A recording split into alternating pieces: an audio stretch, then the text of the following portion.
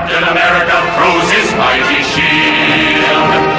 All those who chose to oppose his shield must yield. Hello kids, welcome back. David from Atomic Candy, and we are open by chance. And right now what I am opening up with is a brand new in the box 1/12 Collective Commander Rogers by MEZCO. Now I have already taken a look inside of this to inspect it and make sure that everything arrived all right. And of course it did, because MEZCO takes great care with the packaging on these. You're not likely to get one with any type of damage to the figure or accessories, even if the box has been damaged, which this one is not. And I'm going to turn it around here so you can take a look at the back of the box. And it basically just provides you with an image of what you can expect on the inside. I'll go ahead and I'll pull this sleeve off.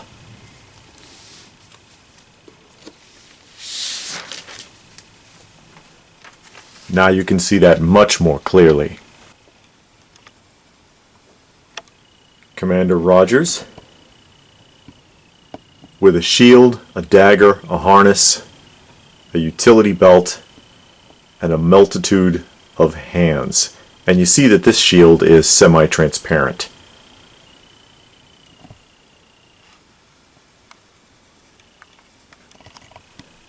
Now let's get that flap open.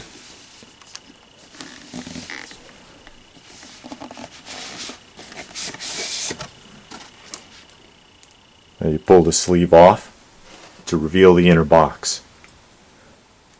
As you can see, that's a PX Previews exclusive, and the back of the box is similar to the back of the sleeve. Basically the same thing. Now there is a flap with a magnet right here, and that's how you reveal the figure. And there is a piece of cellophane over the window to keep it from getting scratched up. Here we can have a look at the box art. This is on the inside flap. And I kind of wish, actually, if I was going to make a complaint about this, that this was actually on the front or the back of the box rather than a picture of the figure or just the star, like right here. And I think that would make it more fun to display, because since these can be opened and resealed just like with the Hot Toys, you can stand the figure up in front of the box. And I think it would be better to have a more interesting box to stand him up in front of. So I kind of regret that this artwork is on the inside flap, where it's really not going to be seen. And I'll take that cellophane away so that we can see the figure here. And I will be removing this to show it in better detail.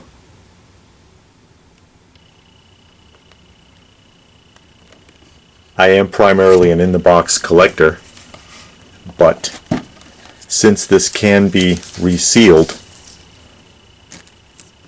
I don't have a problem taking it out. And what I'm going to do is carefully open this bottom flap and slide the contents out. So let's go ahead and jump to that. Here we go. I've opened the bottom flap without any problems, and it's basically a tray that can be slid out that simply. And this is actually a series of trays. There are, I believe there's going to be 4 with this one.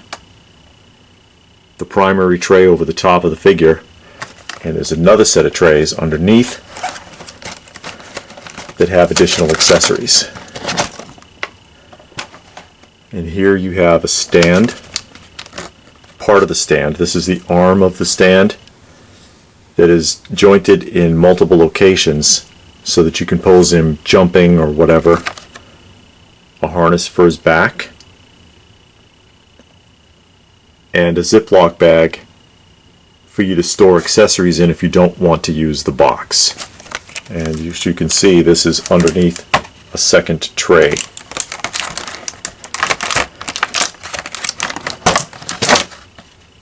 To make sure nothing is lost or broken or damaged. Here's the arm.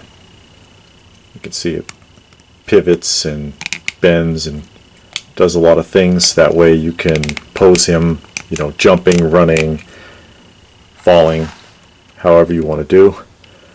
And a harness for his back, and you see, if you can see, that little metallic disc is actually a magnet to help to keep it in place once it's placed on the figure.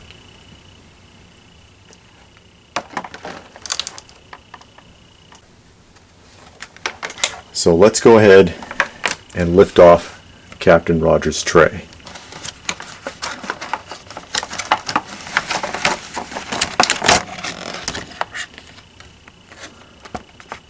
And now you can get a good look at him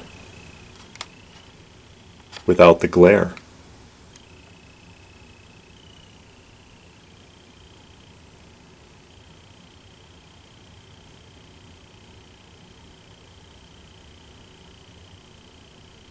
These figures are very heavily articulated. There are a lot of posable applications, and you can see he comes with several hands, extended fingers, pointing, thumbs up, gripping hands, punching hands, a saluting hand. The base of his stand is behind him.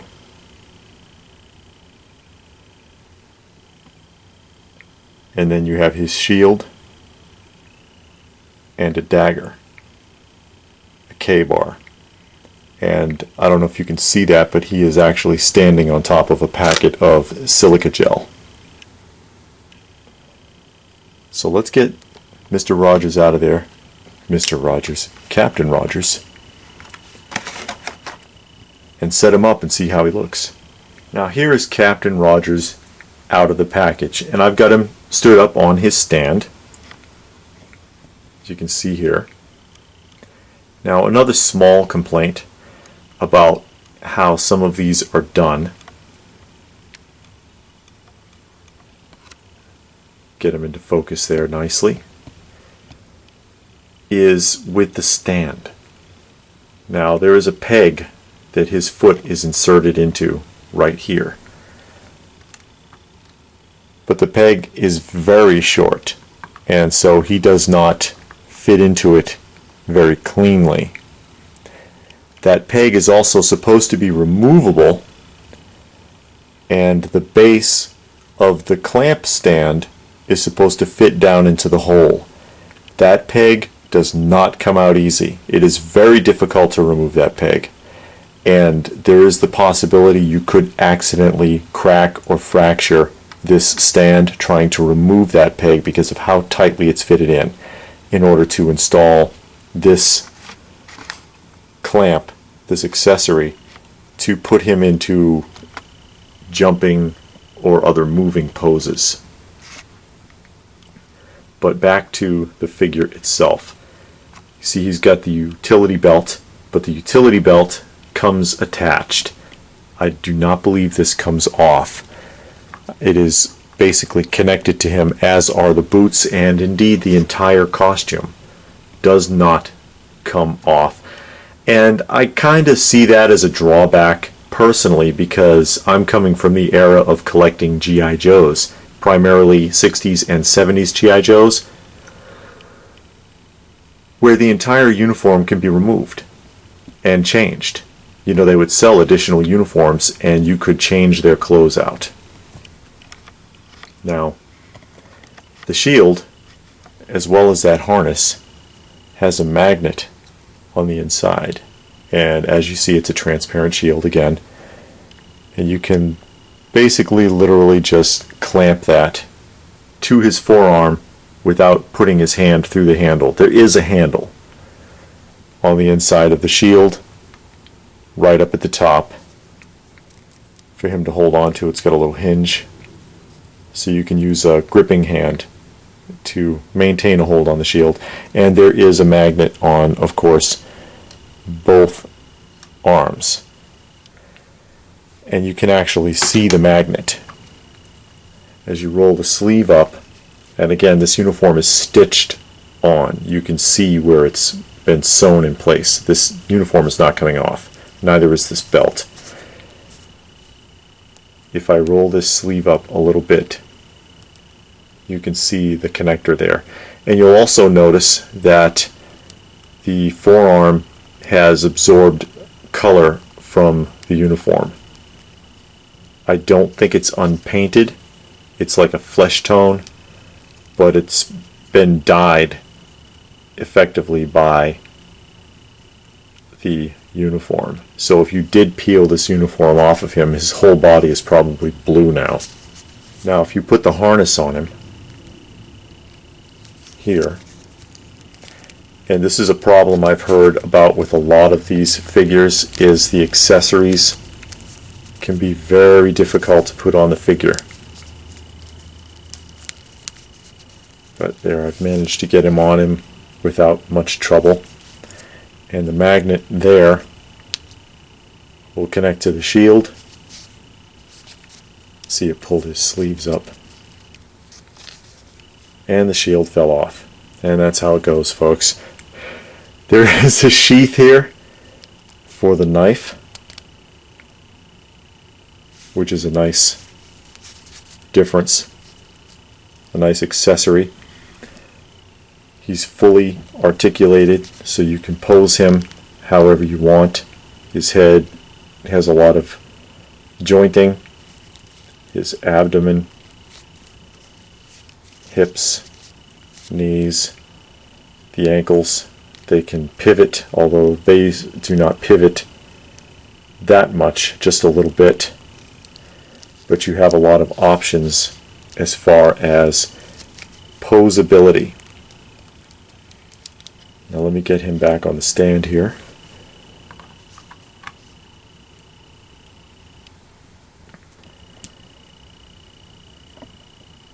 Basically, it is a small, high quality action figure. Really not designed so much for play as for display. He stands roughly 6.5 inches tall. 1/12 is about 6 to 6.5 inches, maybe 7, depending upon the proposed height of the character. Sort of like how 1/6 scale figures are typically between 11 to 14 inches. If you've ever worked with wire or cable, you know the larger the number in a scale, the smaller it will be. So the larger the number when working with wire, the thinner the wire is. The smaller the number on a scale for an action figure, the bigger it is. And in this case, this is 1/12, which lands him at about 6.5 inches. By comparison, here's a Jakks Pacific Kurt Angle figure, who is about 6 3/4 inches tall. So he's just a hair taller than Captain Rogers. But he's also a big, ugly figure.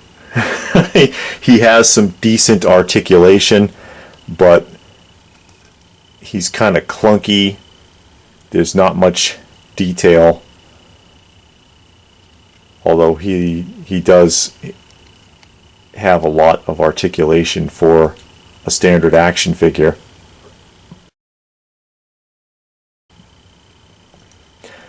Difference being that he is about 1/4 of the price of Steve Rogers over there, Captain Rogers. If he looks like he's the same height now, it's because of the stand, because he is just a hair taller than Rogers.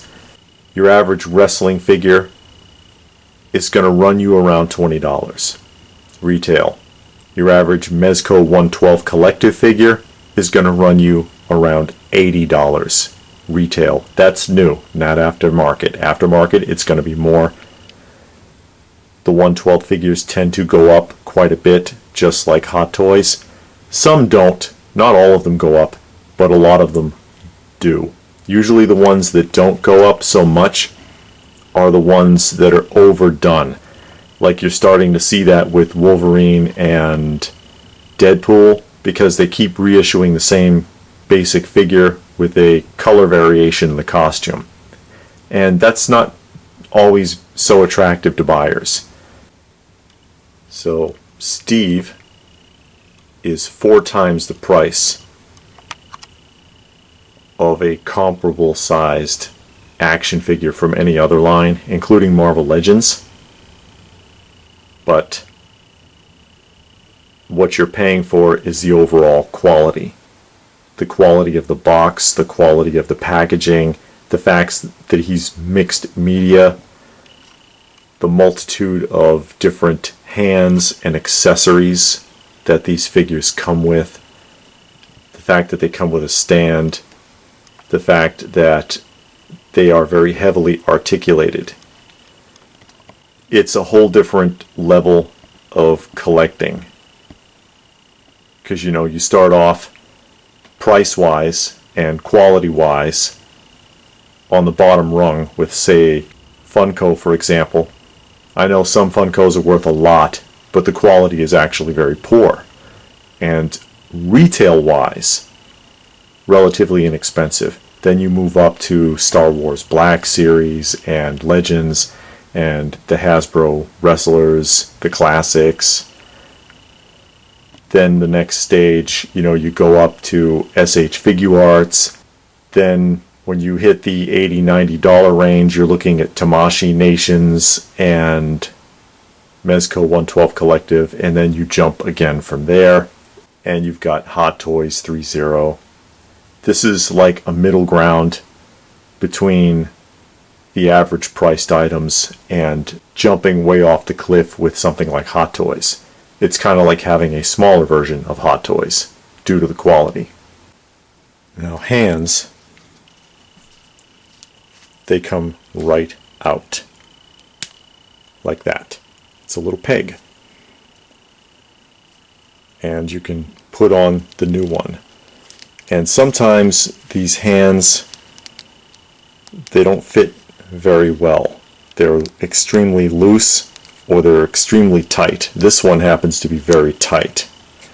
And now he can give you a proper salute, or perhaps even karate chop Kurt Angle for cutting in on Captain Rogers' airtime here.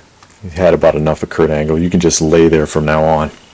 When the joints are very tight like that, there's a risk of breaking that forearm peg, that wrist peg. When they're loose, the hands fall off all the time, which is equally as frustrating. But at least nothing is broken. Now, if I had another complaint about this figure, it would actually be the variety of hands.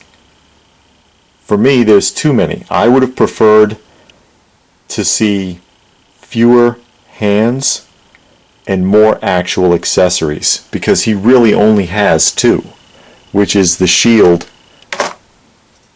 and the K-bar that's in the back of his belt right here. And of course there's the harness. But when you have other figures that are coming with tons of pieces, and then he basically has 3 and one of them is part of his uniform, it's a little disappointing. I mean, there's only so much you can do with a bunch of hands, and it's like, okay, now what? So I feel like it would have been nice, stand up there, Captain Rogers, it would have been nice if they took, say, 3 or 4 or even 5 of these hands away and gave me a couple of other accessories, maybe a couple of pistols, something. But that's just a matter of personal preference. And now you see the purpose of that stand. I like how these stands work. So you can get Captain Rogers here in sort of a leaping pose with his K-bar and his shield up in the air over a terrified Jakks Pacific Kurt Angle, who I had to practically break his back to get him to be on his knees, because even though he's well articulated, it's not that great. But the articulation combined with the stand gives you a lot of options with these figures. Get him a little bit more menacing there. You've had it, Kurt Angle. It's all over now.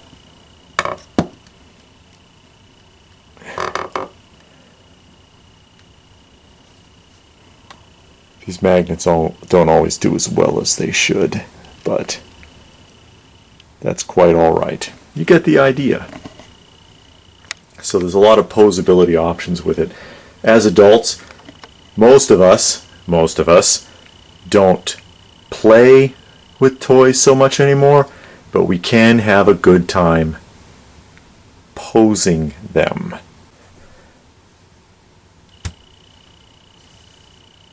Kurt's dead. So what do you think?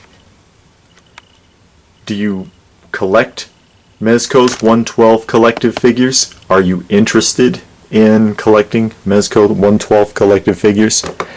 Sometimes you can find good prices on these. Every once in a while, usually on newer figures that are coming out of stock. This one in particular, I got on a clearance through Amazon from Toink Toys. It's a company that's based out of Illinois.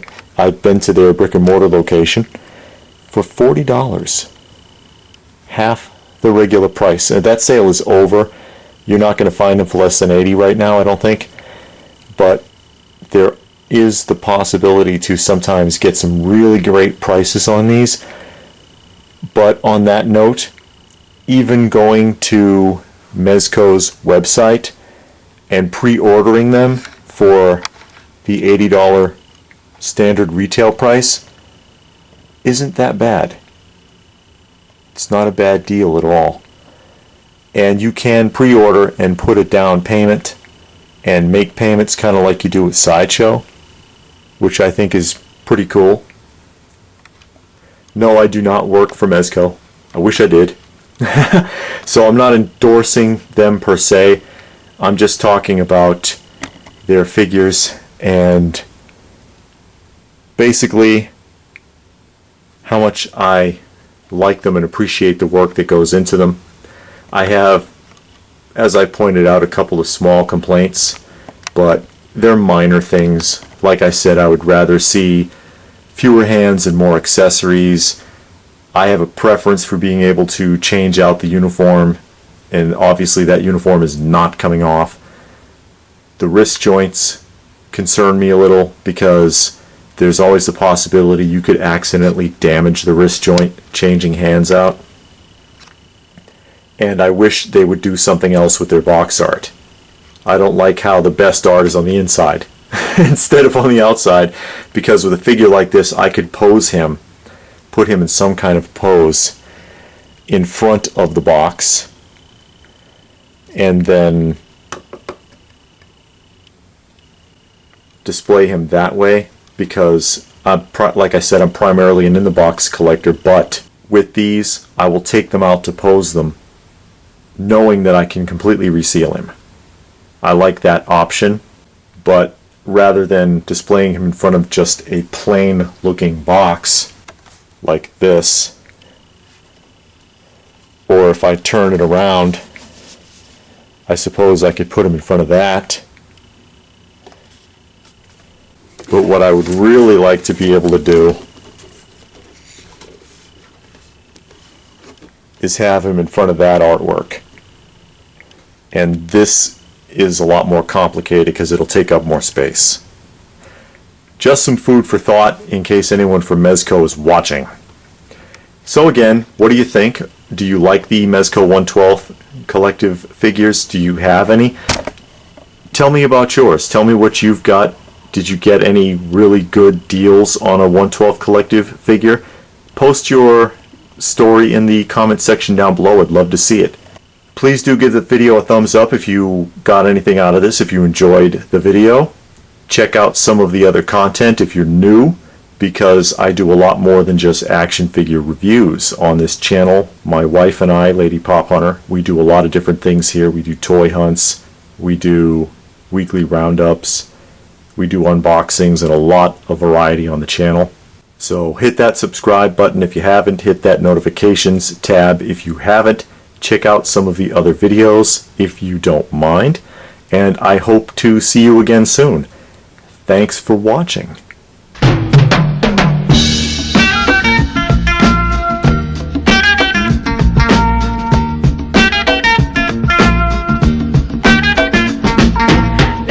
Everybody's job is important. That's all, folks.